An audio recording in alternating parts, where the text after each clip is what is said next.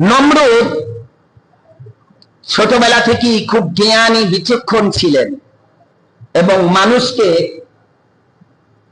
Misguide করার মতো ক্ষমতাও ছিল। তাকেও আল্লাহ তাআলা সাদ্দাতের মতো বাঘের দুধ পান করিয়ে বড় করেছিলেন। আল্লাহু আকবার বলেন। কেন হুজুর তাহলে মারে বিয়ে করলো কেমনে?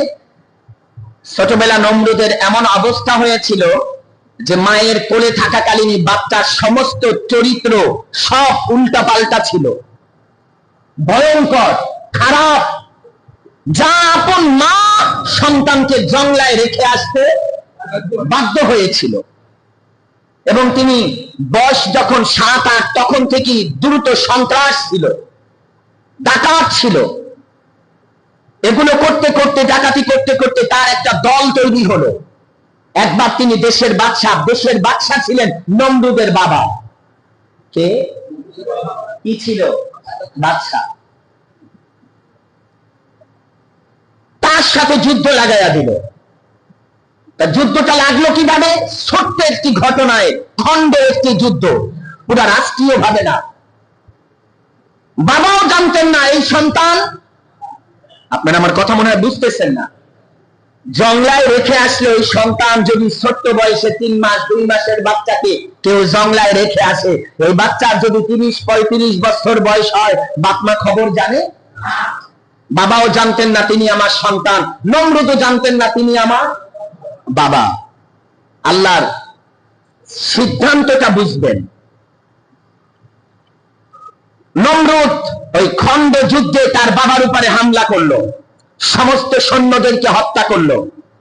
হত্যা করে তার আপন বাবার সাথে যুদ্ধ লাগলো। এক পর্যায়ে তার বাবাকে তিনি হত্যা করে ওই রাজপ্রাসাদ তিনি দখলে নিলেন। আপনারা জানেন আগের জমানায় বিভিন্ন রাষ্ট্রের যারা রাজা বাদশা ছিল, কোন দেশে হামলা করলে ওই দেশও দখলে নিত, সৈন্যদেরকেও দখলে নিত। আপনাদের ইতিহাস জানা আছে কিনা? যারা ইতিহাসের ছাত্র ওনারা ভালো বুঝবেন। তো নমরুদের সিস্টেম ছিল যে দেশে হামলা করবে ওই দেশ তো দখল করবেই, সৈন্যদেরকে দখল করা। এই জন্য তার সৈন্য বাহিনী ছিল 80 লক্ষ। কত? আজ থেকে 5,500 বছর আগে কত লক্ষ? 80 লক্ষ সৈন্য ছিল নমরুদের। বাদশাকে যখন হত্যা করেছে, বাদশা তখন হত্যার পরে বাদশার দরবারে ছিল বাদশার স্ত্রী। নমরুদ হওয়ার পরে আর তার কোনো সন্তান হয় নাই। এই জালিম আপন বাবাকে হত্যা করে মনে করছে উনি রাজরানী। তখন তিনি একে জোরপূর্বক বিবাহ করে, বলেন নাউজুবিল্লাহ। এই ছিল নমরুদের জন্ম কাহিনী ছোটবেলা থেকে। এই জালিমকে আল্লাহ তাআলা বড় করে বাদশাহী দিলেন। তিনি এক এক রাষ্ট্র হামলা করে সৈন্যদেরকে দলে এবং ওই দেশ তার কন্ট্রোলে নিতে লাগলেন। এক পর্যায়ে তিনি দাবি করলেন, কথা বলেন, খোদা, রব, অহংকার মানুষের মাথায় যখন ভূতের মতো চাপে তখন তার ভিতরে কোনো জ্ঞান কাজ করে না। আমি কিছুদিন আগেও বলছিলাম, নেশা যদি কারো অন্তরে ঢুকে যায়, বউ চেনে না, মাও চিনে না। নেশা, নেশা হোক টাকার, হোক নারীর, হোক বাড়ির, হোক মদ্য, যা হোক, নেশা যদি ঢুকে যায় জ্ঞান কাজ করে না। নমরুদের সেম ঘটনা ঘটল। খোদা দাবি করে তার রাজ দরবারে সব কিছু মজুদ থাকতো। একদিন রাতে তিনি স্বপ্ন দেখলেন ছোট্ট একটা বাচ্চা, পূর্ণিমার চাঁদের মতো সুন্দর, কিন্তু নমরুদের মাথায় স্বর্ণের একটা তাজ, তার গায়ে সুন্দর রাজকীয় পোশাক পরা। এমতো অবস্থায় ওই বাচ্চা নমরুদের গালে আঘাত করলে মাথা থেকে টুপিও পড়ে গেছে, সিংহাসন উল্টাইয়া পড়ে গেছে। নমরুদেরও অবস্থা। স্বপ্ন দেখা সকালবেলা সব স্বপ্নবিদদেরকে জানছে, তাড়াতাড়ি আসো, যারা স্বপ্নের খারাপ বিশ্লেষণ করে, দায়িকাই আমার স্বপ্নের ব্যাখ্যা করো। কেউ কোনো উত্তর দিতে পারলেন না। এক যুবক কণায় দাঁড়ানো ছিল। যুবক এই যুবক দাঁড়ায়া বলতেছে, বাদশাহ তারা তো বলতেছিলেন খোদা, তো নাউজুবিল্লাহ বলেন। বাদশাহ এই ব্যাখ্যা তারা দিতে পারবে না, আমি ছাড়া এর ব্যাখ্যা কেউ জানে না, তাই সামনে আসো, কি বলো, ব্যাখ্যা বলো। বলে ব্যাখ্যা হলো স্বপ্নে যা দেখছেন তাই হবে। সুবহানাল্লাহ বলবেন না? স্বপ্নে যা দেখছেন তাই হবে। কি বলে ভাঙাইয়া বলার দরকার? বলে না। তাহলে বাঁচার উপায়, আপনি স্বপ্নে দেখছেন টুপি পড়ে গেছে, হ্যাঁ টুপি পড়বে, রাজ সিংহাসন উল্টাইয়া গেছে, উল্টাবে, এক শিশু সন্তানের জন্ম হবে, নাম হবে ইব্রাহিম, উনি আপনাকে ধ্বংস করবে, আপনার রাজপ্রাসাদ ধ্বংস করবে। একটু বলবেন আল্লাহু আকবার। নমরুদের ভিতরে ভয় ঢুকে গেছে, আল্লাহ ভূমিকম্প তৈরি করে দিয়েছে। সম্মানিত হাজির, নমরুদ ঘোষণা ছিল আজকে থেকে যেই ছেলে অথবা যেই নারী বিয়ে করে নেয় তারা আর কোনোদিন 10 বছরে বিয়ে করতে পারবে না। আপনারা মনে হয় কথা বুঝেন না। যার বিয়ে হয় নাই 10 বছরে আর করতে পারবে না। সন্তানের জন্মই হইতে দিব না, আমার সিংহাসন যাইব কেমনে? আল্লাহ বলে দেখ কর, আমি রব, আমি কুদরতের মালিক।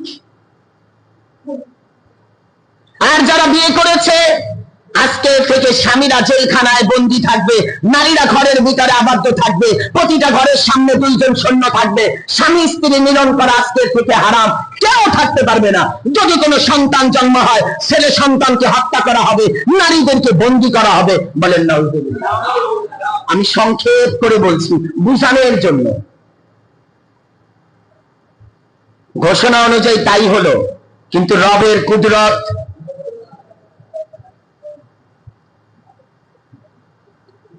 ফেরাউন আর নমরুদ এদের জীবনের ভিতরে অনেকটা মিল পাওয়া যায়। কি পাওয়া যায়? একটু বলেন। মিল খুঁজে পাওয়া যায়।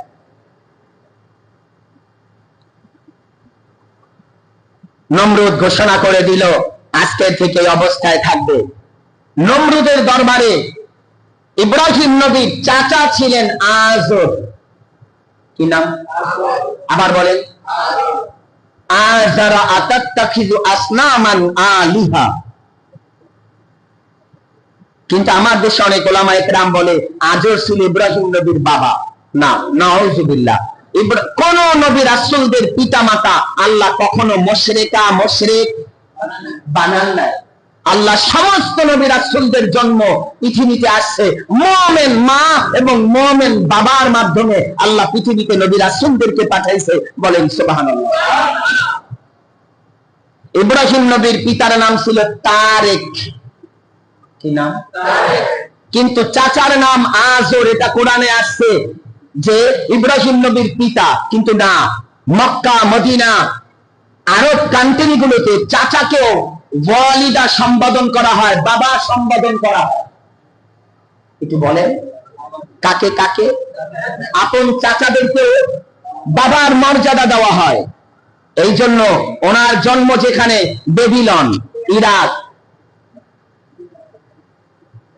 তো ওই কান্ট্রি গুলোর সিস্টেম ছিল চাচাকে বাবার সম্বোধন করে ডাকা হতো।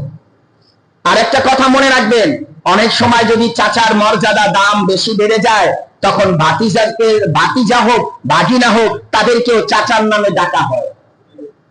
এখন আর কথা চেয়ারম্যান বাড়ি, ছেলে চেয়ারম্যান, এখন বাবারে চেয়ারম্যান বাড়ি নামেও ডাকে। হয় না? হয় না? আজর ছিল নমরুদের দরবারের প্রধান একজন আলেম, তাওরাত জাবুরের আলেম।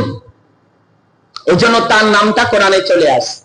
পৃথিবীর অসংখ্য তাফসীর ইবনে কাসির থেকে, তাফসীরে জালালাইন থেকে, তাফসীরে দুররে মানসুর থেকে সমস্ত অধিকাংশ তাফসীরে আসছে ইব্রাহিম নবীর পিতার নাম ছিল তারেক। কিছু কিছু তাফসীরে আসছে ইব্রাহিম নবীর পিতার নাম ছিল আজর। আমি সহজে বোঝানোর জন্য বললাম।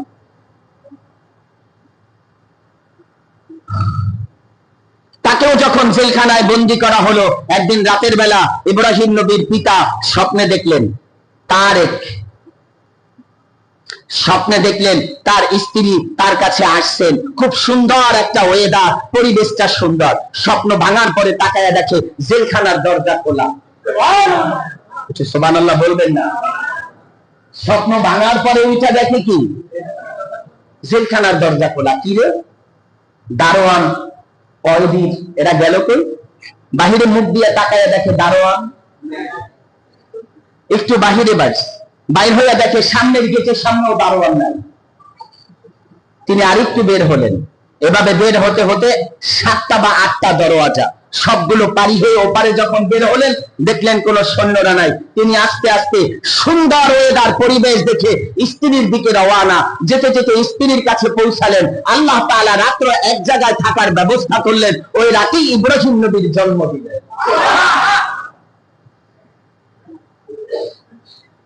সম্মানিত হাজির, ইতিহাসগুলো খুব জটিল এবং কঠিন। আমরা কখনো উপলব্ধি করি না আমাদের জীবনে কি ঘটছে, কি ঘটবে। ওই রাতেই আল্লাহ তাআলা সন্তান দিলেন। আমি গেল জুমাতে বলেছিলাম নবীদের গড়ত অন্য সন্তানদের তুলনায় দ্বিগুণ হয়। যেই সন্তান সাধারণভাবে 1 মাস বয়সে হয়, নবীদের গড়ত ওই 1 মাসে 6 মাসের সমান আল্লাহ তাআলা তাদের শরীরের গঠন বাড়িয়ে দেন। 1 মাসে 6 মাসের সমান বাড়িয়ে দেন। কিছুদিনের ভিতরেই আল্লাহ তাআলা ইব্রাহিম খলিলুল্লাহকে দুনিয়ায় পাঠালেন। তো মা একটি পাহাড়ের, এই মনোযোগ কামনা করছি, দিল দিয়ে শুনবেন। পাহাড়ের একটি গুহার ভিতরে ঢুকে সন্তান ভূমিষ্ঠ হলো। গর্তের মুখ খাতা লাগাইয়া দিয়া মা আসতে যেতে লাগলেন। কিন্তু সন্তান রেখে যখন যায়, মা আয়েশা তাকায়া দেখে সন্তান 2 আঙ্গুল চুষে চুষে কি জানি খায়। আয়েশা মা বুকের সাথে লাগায়া দুগ্ধ পান করাতে চায়, দেখে মুখে নেয় না। মা বলে, ব্যাপার কি? দুগ্ধ পান করলে বাচ্চা যেমন আওয়াজ হয়, ইব্রাহিম মুখে আঙ্গুল দিলে তেমন আওয়াজ হয়, ব্যাপার কি? আঙ্গুল টান দিয়ে সরাইয়া দেখে, আল্লাহ, আল্লাহর কসম, তার 1 আঙ্গুল দিয়ে আল্লাহ দুধ বের করে দেয়, আর 1 আঙ্গুল দিয়ে আল্লাহ মধু বের করে দিচ্ছে।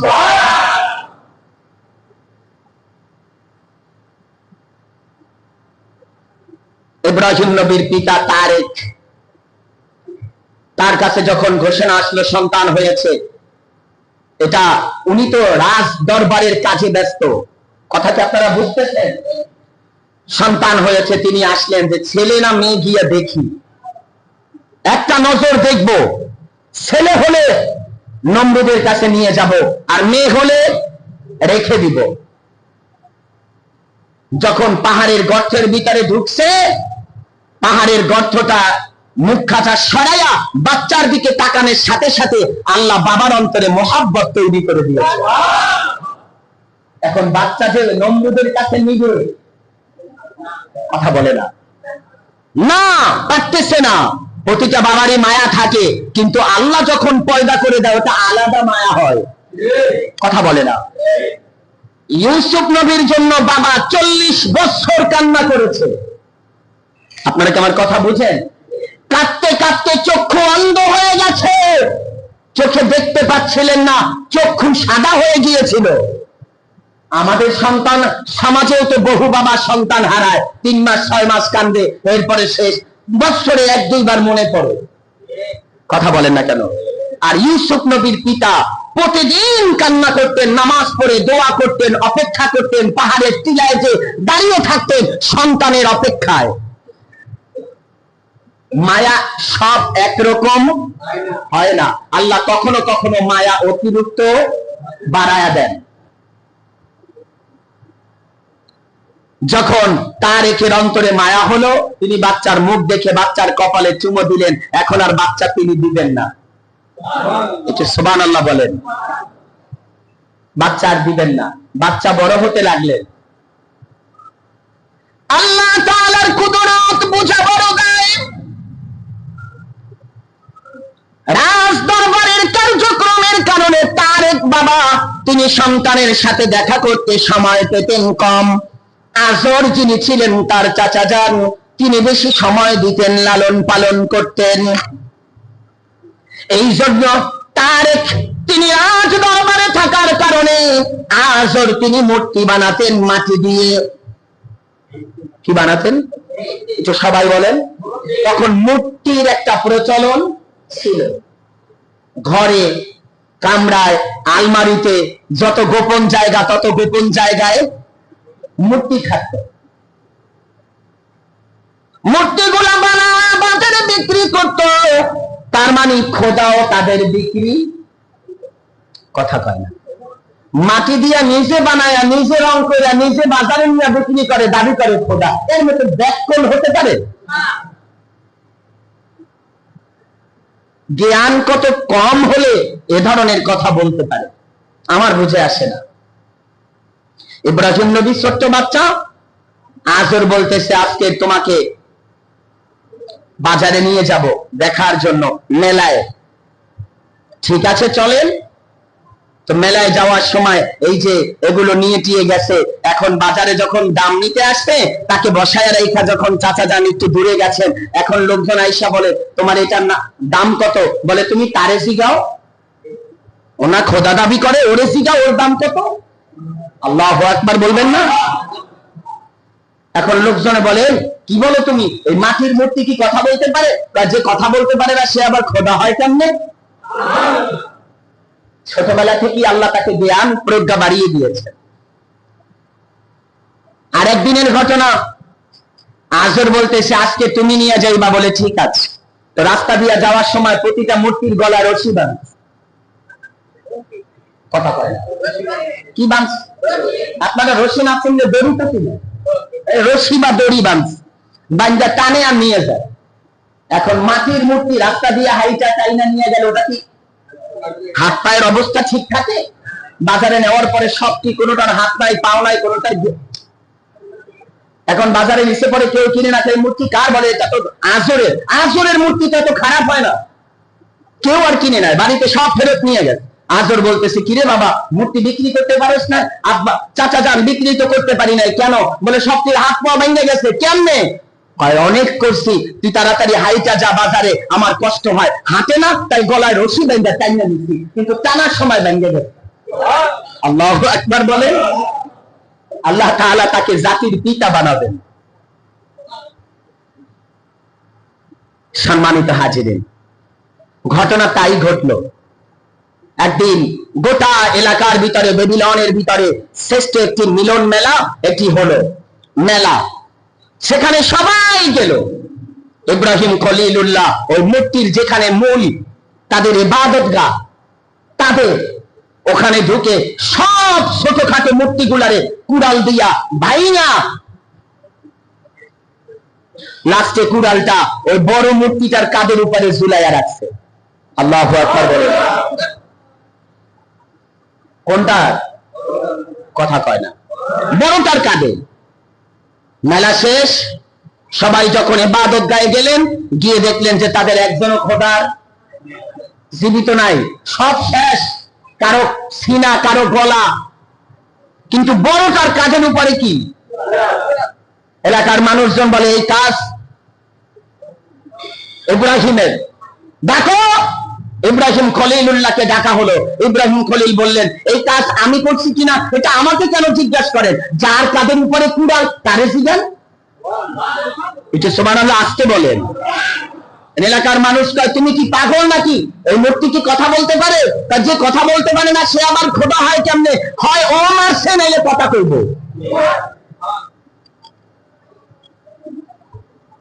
ব্যাকল হয়ে গেছে। এটা কিভাবে সম্ভব?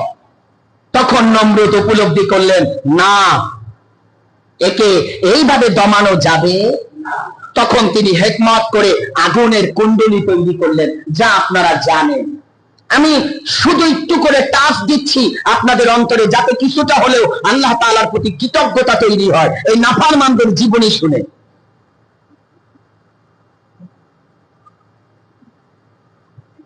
আগুনের কুণ্ডলী তৈরি করলেন নমরুদ।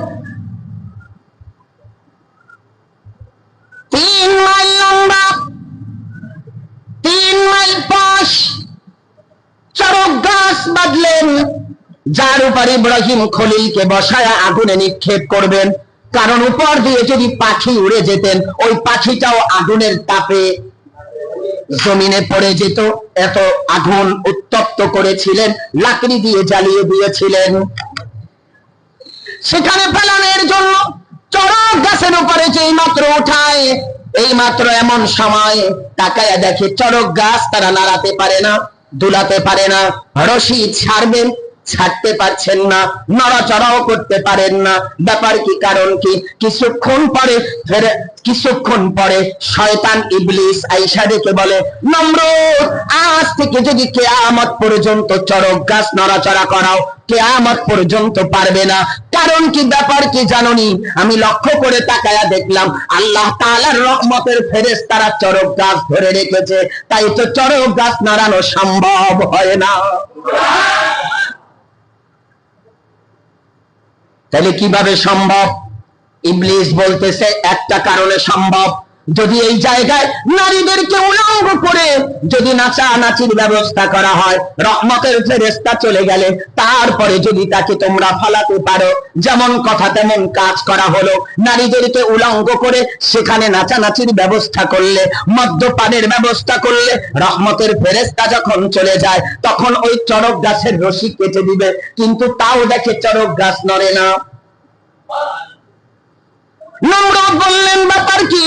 এবার ইবলিস বলে, নমরুদ, আমি এই মাত্র দেখতে পাইলাম সব ঠিক আছে, কিন্তু ইব্রাহিম খলিলের পরনে জান্নাতি পোশাক পরা, সতর ঢাকা, যদি তাকে উলঙ্গ করো তাইলে তার ফেরেশতা চলে যাবে।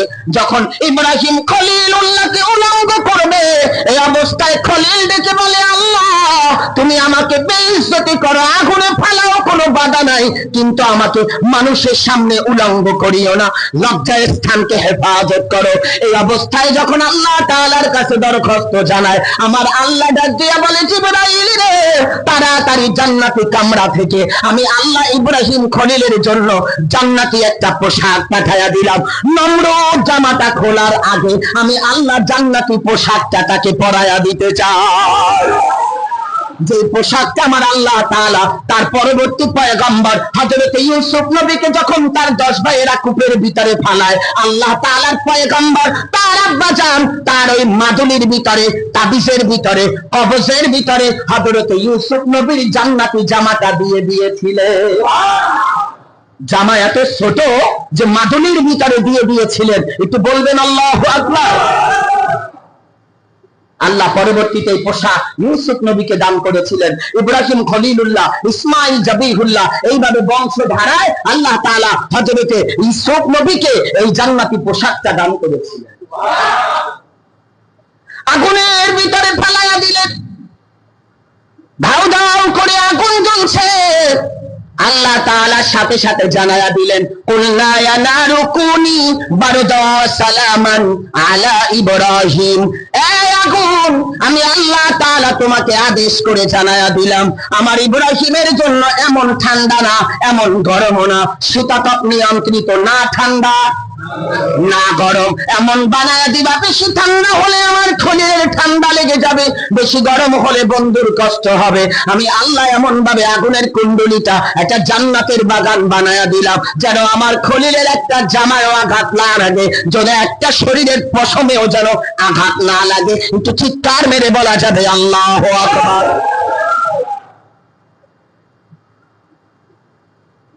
আগুনের ভিতরে ফেলালেন। নমরুদ একটি টাওয়ার বানাইছে, টাওয়ার,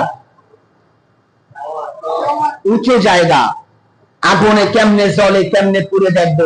উপরে উঠে দেখে ইব্রাহিম নবীর ডান পাশে খাবার, তিনি খাবার খাচ্ছেন। করছে কি? কারে আগুনে ফেলাইছি, খাই কি, পাই কই? 40 দিন আগুনের ভিতরে। আসতে বলে, কয় দিন? আপনি আমি হইলে তো 2 দিনের মাথায় কোটা মজবুত মরছে, আগুন থামা, এই জালিম থামান নাই। কতদিন রাখছে? 40 দিন। আজকে না মরলে কালকে মরবো, কালকে না মরলে পরশু, মরার পরে আড্ডি যেন পুইরা ছাই হয়ে যায়। 40 দিন পরে ইব্রাহিম খলিলুল্লাহ আগুনের কুণ্ডলীর ভিতর দিয়ে যখন বের হয়ে আসে, নমরুদ আশ্চর্য হয়ে যায়, এটা কিভাবে সম্ভব? বলে আমার আল্লাহ তাআলা আমাকে এই জাহান্নাম থেকে ফুলের বাগান বানায় আমাকে সাহায্য করেছে। এই নমরুদের ভিতরে ক্ষিপ্ততা চলে আসে। কি ক্ষিপ্ততা? নমরুদ বলে আমি খোদা, ইব্রাহিম খলিল বলে না তুই খোদা না। এখন ঘটনা দাঁড়ায় কি শুনুন মনোযোগ দিয়ে। নমরুদ তামাম পৃথিবীর বিভিন্ন রাষ্ট্রে বেবিলন সহ পৃথিবীর প্রায় 30-35টা অঞ্চল যখন দখল করে তার সৈন্য সংখ্যা 80 লক্ষ হয়ে গেল একদম 2-3 মিনিটে। কত লক্ষ? আবার বলেন 80 লক্ষ। তখন আমাদের বাংলাদেশের বাহিনীর সংখ্যাও এত নাই, বর্তমানে বাংলাদেশের নাই। আর আজ থেকে 6500-5000 বছর আগে তার সংখ্যা কত সৈন্য?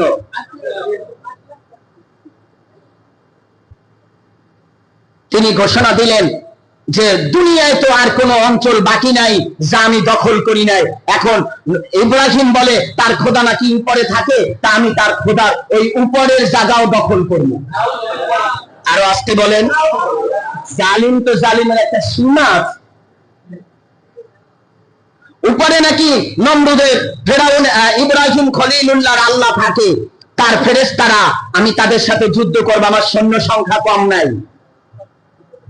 এই চিন্তা করে তিনি একটা বেবিলন টাওয়ার বানালেন।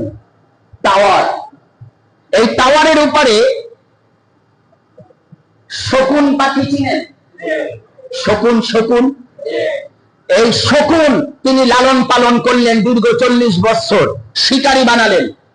শিকারী বানায়া এই শকুন রশি বাঁধলেন পায়ে আর গলায়, বাদ দিয়ে তার ঠোঁট বরাবর চোখের সামনে বড় বড় গরু অথবা মহিষের রান ঝুলিয়ে রাখলেন। শকুনের পছন্দ কি? গোশত। সামনে ঝুলাইয়া রাখলেন। 10-12 দিন ক্ষুধার্ত রাখলেন, এমন ক্ষুধার্ত যেন দুর্বল না হয়, এমন ক্ষুধার্ত যেন আকর্ষণ বাড়ে। এরকম শকুনকে রাইখা তারপরে 8টা শকুন বাঁধলেন, উপরে একটি সামিয়ানা দিলেন, উপরে একটা চেয়ার দিলেন, চেয়ারে নমরুদ বসলেন, হাতের ভিতরে তীর নিলেন। নাউজুবিল্লাহ বলবেন না? কি নিলেন? তীর, ধনুক নিলেন। কেন? আল্লাহকে মারতে যায়। একটু আসতে বলে। কাকে মারতে যায়? আল্লাহকে মারতে যায়। ইব্রাহিম খলিলকে বলে তোমার আল্লাহর সংখ্যা কত? বলে আল্লাহ তাআলা কত সংখ্যা ফেরেশতা তৈরি করেছেন এটা জানি না, তবে বিগয়রি হিসাব। বলে তোমার ওই আল্লাহর সৈন্যদের সাথে আমি যুদ্ধ করব। একটু বলবেন নাউজুবিল্লাহ। লোভে পাপ। এভাবে ওই ইটা উঠিয়ে উপরে যেতে লাগলেন। যেতে যেতে যেতে যেতে 7 দিন 7 রাত চললেন। বলেন বলেন, মুখস্থ রাখেন, কাজে আসবে। 7 দিন 7 রাত চললেন। উপরে উঠলেন। উঠতে উঠতে আপনারা মনে রাখবেন, জমিনে বৈশাও যেমন আকাশ দেখা যায় এই কাছে, 7 দিন 7 রাত ওঠার পরে মনে হয় না যে আরো কাছে? যখন ওখানে উঠলেন, ওইটা বললেন এইবারে যুদ্ধ করা যায়। কি করবে? তীর নিলেন। খেয়াল করবেন, এই কথাটুকু বলে শেষ করছি, বাকিটা বলবো। তীর নিলেন, যে তীরের গায়ে সাপ পোকামাকড়ের বিষ মিশানো ছিল, যদি কারো গায়ে লাগে তিনি যেন সেকেন্ডের ভিতরে মারা যায়। বিষাক্ত মাকড়সা থেকে শুরু করে যত বিষাক্ত প্রাণীর বিষ, এগুলো এই তীরের ভিতরে মাখলো। উপরে গিয়ে যখন তীরটা উপরের দিকে ধরে আল্লাহ তাআলাকে হত্যার জন্য চেষ্টা, বলেন আরো জোরে নাউজুবিল্লাহ। তিনি যেতে যেতে উপরে গিয়ে যখন তীরটা মারবে, আল্লাহ তাআলা ডাক দিয়া বলে জিবরাইল তাড়াতাড়ি করে যাও, আমি আল্লাহ ঘোষণা করে দিলাম, একটা মাছ ধরিয়া তাড়াতাড়ি করে মাছের রক্তটা তীরের ভিতরে লাগায়া দাও। নমরুদ চাইছে আমি আল্লাহকে হত্যা করবে, আমি ওর আশাটা কিছুটা হলেও পূরণ করব, ঠান্ডা করব। একটা মাছ জবাই করি, মাছ ধরিয়া মাছের রক্তটা তীরের সাথে লাগায়া দাও, যেন নমরুদ মনে করে নাউজুবিল্লাহ বলবেন না? তীর মারলেন, জিবরাইল আমিন তীর ধরে রক্ত লাগাইয়া দিলেন, আস্তে করে তীরটা আবার বরাবর এসে তার এসে পড়লেন। তিনি ওখান থেকে তীরটা দেখে বলতেছে খতম। আল্লাহু আকবার বলে। আল্লাহ বলে দুনিয়ার মানুষের কুদরত যে জায়গায় শেষ, আমি আল্লাহর কুদরত সেখানে। আমাকারু আমাকার আল্লাহ আল্লাহু খায়রুল মাকিরিন। আমি আল্লাহ তাআলার কুদরত সেখানে শুরু। নিচে নাইমা ঈসা বললেন তোমার খোদা শেষ। ইন দ্য মিন টাইম যখন এটা বলছে ইব্রাহিম খলিল কষ্ট পেলেন যে জালিম তো জালিম, এইরকম জালিম হতে পারে? আল্লাহর উপরে আকাশের দিকে তাকায়া বললেন আল্লাহ আমি আর বরদাস্ত করতে পারছি না, হ্যাঁ মরার আগে তুমি একটা ফয়সালা করো। আল্লাহ বললেন এই ইব্রাহিম খলিল আমি আল্লাহ জানায়া দিলাম এতক্ষণ পর্যন্ত নমরুদের 80 লক্ষ বাহিনী দেখাইছে, আমি আল্লাহ কোহে কাফ থেকে মশার দরওয়াজাটা খুলে দিলাম, আজকে মশা বাহিনী পাঠাইয়া দিলাম। পৃথিবীতে এর আগে কখনো মশা ছিল না, আল্লাহ মশা পাঠাইয়া দিলেন, ঝাঁকে ঝাঁকে মশা। কথা পাই না, কি বলেন? মশা। এটারে কি গুলি করা যায়? একটু কথা বলবেন। বোম মারা যায়? জরেন ভুষে এই যে বর্তমান কি নাম, কি নাম, ডোনা তেরান্না, এই জাহান্নামী কুকুরটা ও যদি যুদ্ধ বিমান দিয়ে দুসেরকে গুলি করে, কথা বলে না, মশার গায়ে লাগবে? মশা আসছে যাকে যাকে, নমরুদ বলে মান, মারে, কিন্তু মারে ওদিকে পড়ে নিজের গায়ে। আর আল্লাহ তাআলা মশার ঠোঁটের ভিতরে এমন বিষ তৈরি করে দিয়েছেন যাকে একবার কামড় দেয় তিনি আর বাঁচার কোনো ক্ষমতা নাই। সাথে সাথে জমিনের ভিতরে এমন ঠোঁট, ওটা যদি ওয়ালে আঘাত করতে ওয়াল ফেটে যেত। আল্লাহ এমন কুদরত দিয়েছিলেন। আপনারা জানেন আব্রাহা বাদশাহ, আব্রাহা বাদশাহ আলাম তারা কাইফা ফাআলা রাব্বুকা বিআসহাবিল ফিল আলাম ইয়াজআল কাইদাহুম ফি তাদলিল। এই সূরার তাফসীর যে আব্রাহা বাদশাহ, এই আব্রাহা বাদশাকে আল্লাহ তাআলা ছোট্ট পাখি দিয়ে মারছে। কত ছোট্ট পাখি, যার ঠোঁটের ভিতরে আর পায়ের ভিতরে ছোট্ট পাথরের টুকরা ছিল, উপর থেকে ছাড়ছে, মাথা দিয়ে পড়ছে, মাথা দিয়ে বের হয়ে নিচ দিয়ে বের হয়ে গেছে ছোট্ট পাথর। পাথর ছাড়ছে পাখি, পাথরের ক্ষমতা বাড়াইছেন কে? আমার নবী যখন হিজরতের রজনীতে যাচ্ছে, ঘরের চতুর্দিকে 100 যুবক তলোয়ার হাতে। হযরতে আলী রাদিয়াল্লাহু তাআলা বিছানায়, নবী কামলি বলা ঘরের দরওয়াজা খুলে বের হয়ে তাকায়া দেখেন ঘরের চতুর্দিকে। রহমতের নবীকে আল্লাহ বললেন এক মুষ্টি বালু নেন। রহমতের নবী এক মুষ্টি বালি নিয়ে ফু দিলেন। ওমা রমাইতা ইজ রমাইতা ওয়ালাকিন্নাল্লাহ রমা। রহমতের নবী ফু দিলেন, গোটা মানুষের চোখের ভিতরে ওই বালু পৌঁছে গেল। ফু দিছে নবী, কথা বলে না, পৌঁছাইয়া দিচ্ছেন কে? আল্লাহ তাআলা। তো মশার অবস্থা হয়েছে এমন, মশা ছোট্ট কিন্তু ক্ষমতা আল্লাহ তাআলা দিয়েছেন। এখানেই থাকলো, চেষ্টা করব সংক্ষেপে দুই একটি কথা আগামী জুমাতে এতটুকু বলে আমরা ইনশাআল্লাহ হজ এবং কোরবানির আলোচনার দিকে ধাবিত হব। আল্লাহুম্মা সাইয়্যিদিনা মাওলানা মুহাম্মদ ওয়া আলা মাওলানা মুহাম্মদ সৃষ্টি কুলের বাদশাহ নবী অগণবী দোজাহান যাহার উপর পড়েন দরুদ আমার আল্লাহ সুবহানাল্লাহুম্মা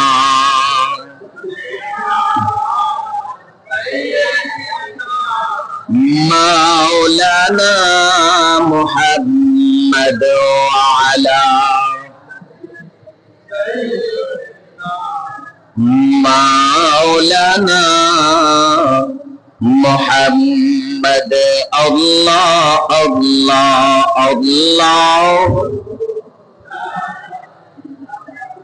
ইল্লাহু আল্লাহ আল্লাহ।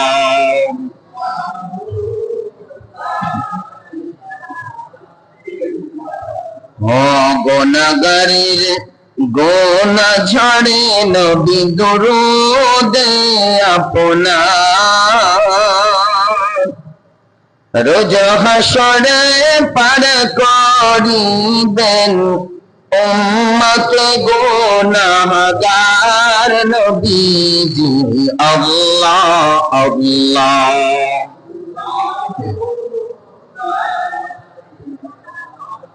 ইল্লাহু আল্লাহ আল্লাহ।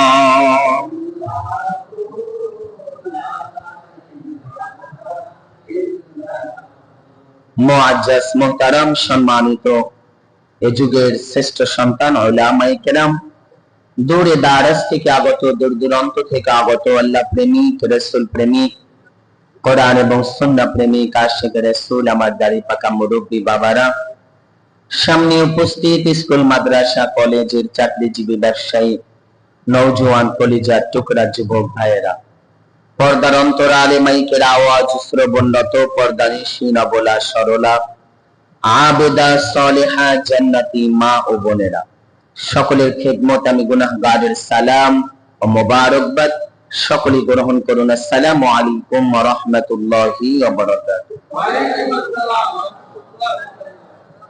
আপনারা সবাই ভালো আছেন?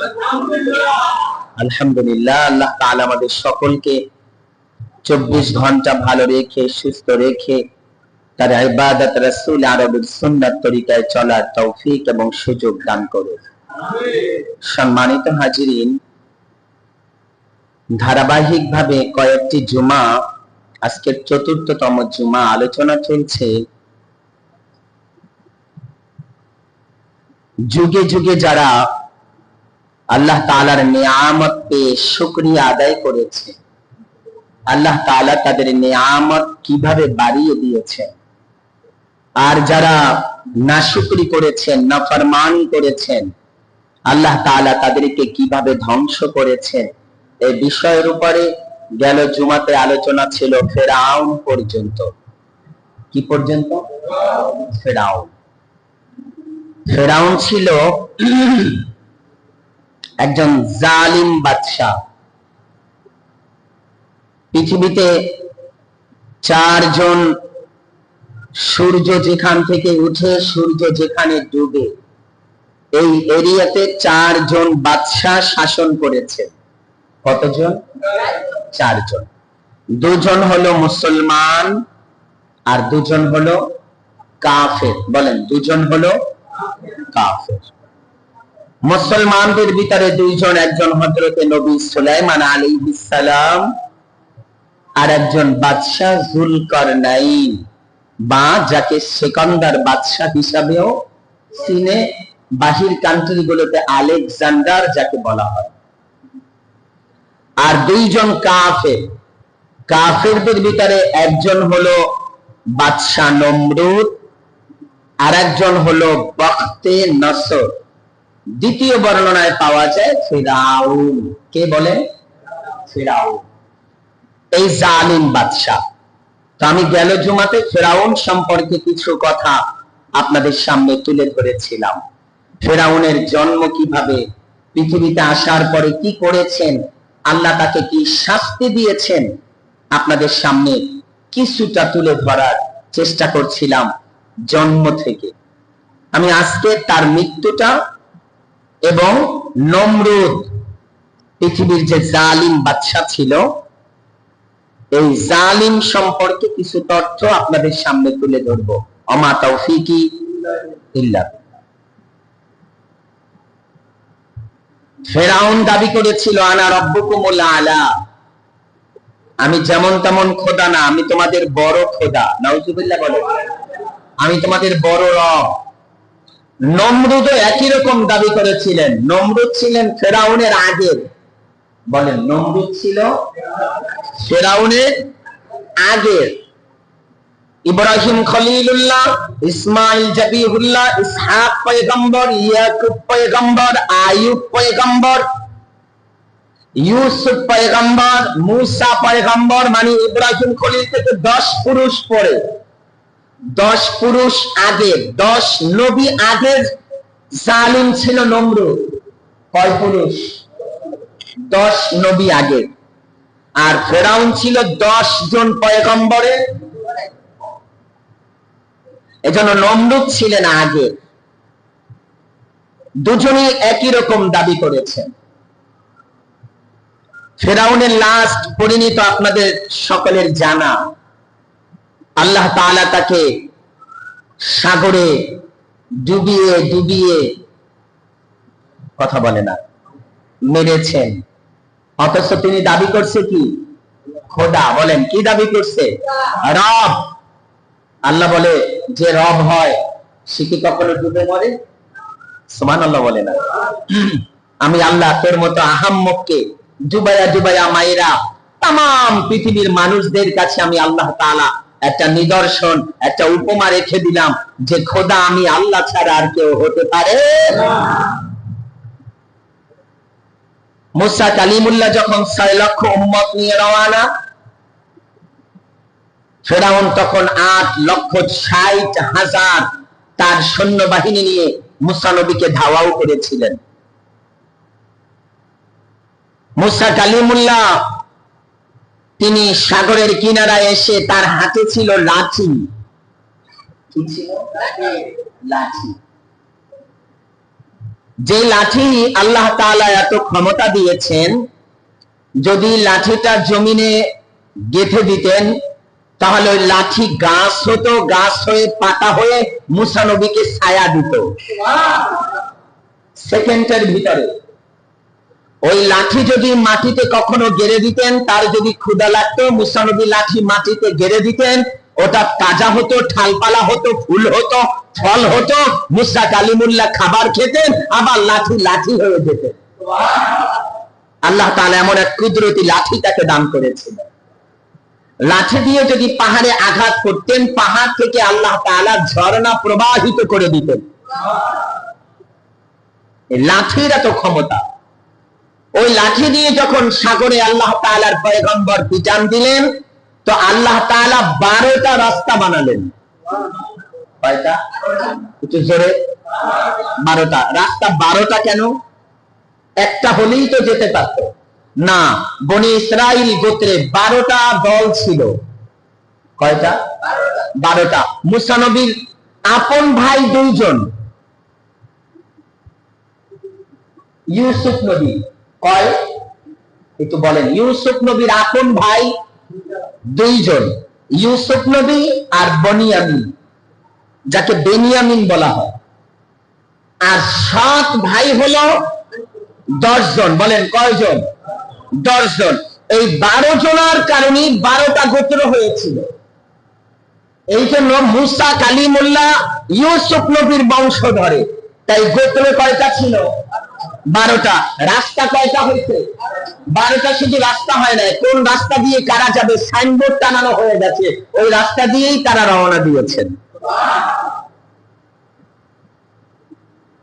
তো সাগরের কিনারায় যখন মুসা নবী আসলেন, তার উম্মতরা যখন রাস্তা দিয়ে পার হচ্ছেন, ফেরাউন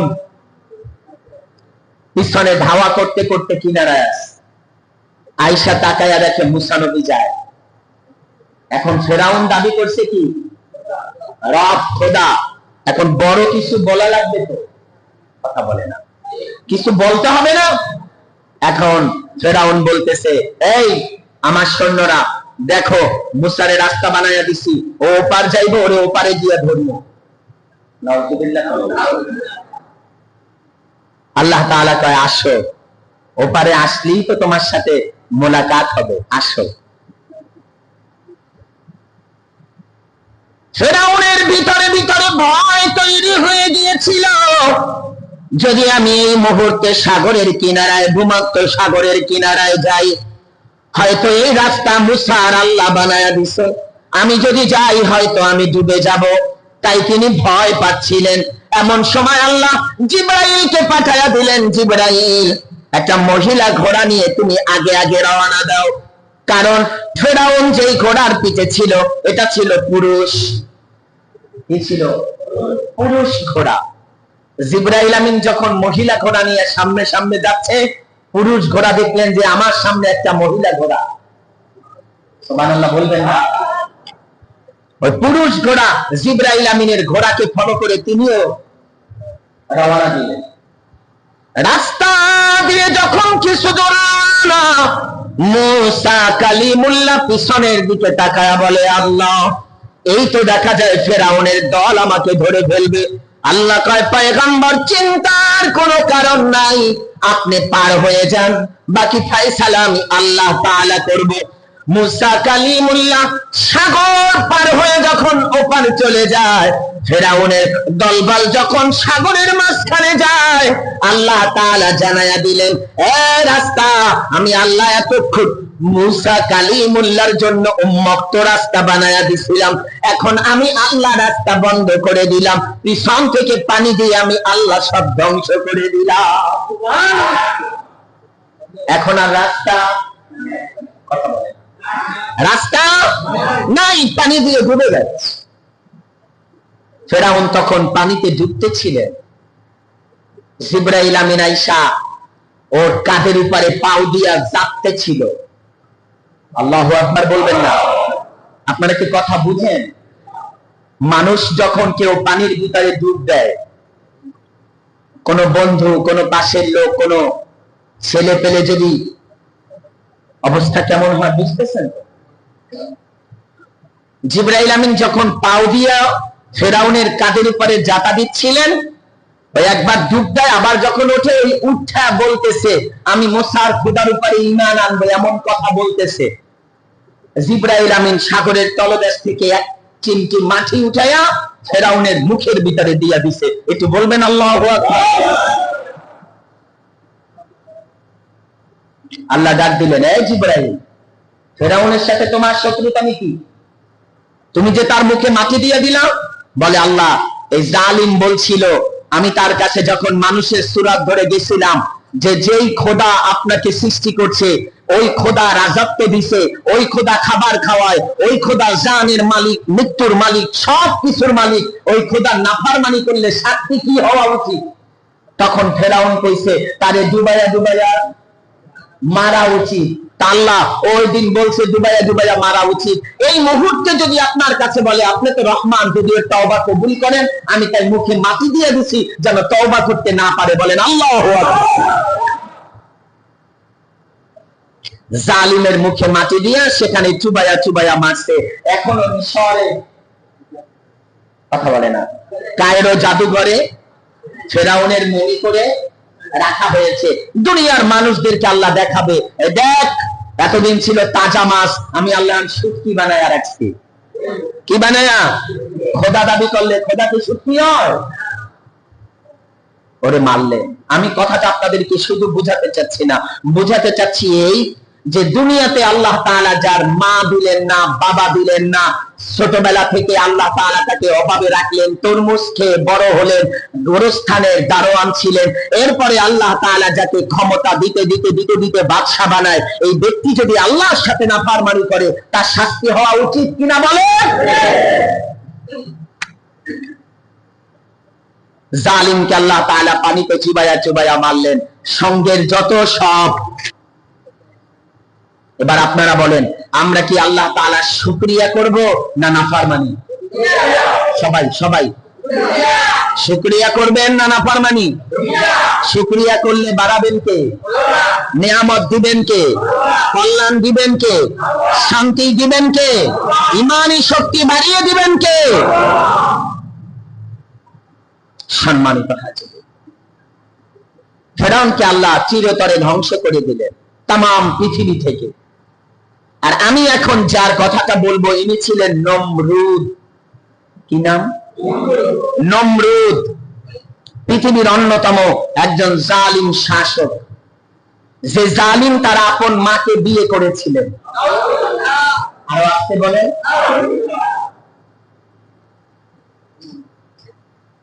আপনারা হয়তো অনেকেই এদের জীবনী সম্পর্কে স্টাডি নাই, করা দরকার। আল্লাহ কেন জালিমদেরকে ধ্বংস করেছে জানা দরকার।